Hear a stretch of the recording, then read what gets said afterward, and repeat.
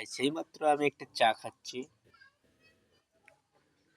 চাটা বানাইছে লং, আদা, এলাচ, দালচিনি, তেজপাতা দিয়ে চাটা বানাইছে। হালকা একটু পোলাও পাতাও দিয়েছে। চাটা একটু স্বাদ হয়েছে কিন্তু টেঙ্গা টেঙ্গা লাগে, মনটা আমার ভারী ভারী মিষ্টি লাগতেছে।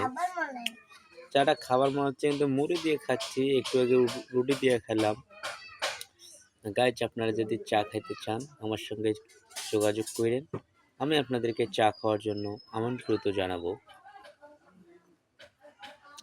ঠিক আছে, আপনারা ভালো থাকেন। খাওয়ার বসে সালাম দেওয়া যায় না, ভবিষ্যৎ আমি যদি অন্য সময় আসি লাইভে আপনাদেরকে সালাম জানাবো। বিশেষ করে আমার ভিডিওটা আপনারা অন্যকে দেখার সুযোগ করে দেবেন।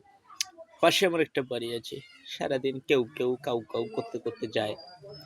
বুড়া বুড়ি মানুষ, খাইতে নিতে কেউ কেউ সবসময় দরিদ্র পরিবার, যদি কাউ কোনোখানে এলে পাই আমি আনি খাই।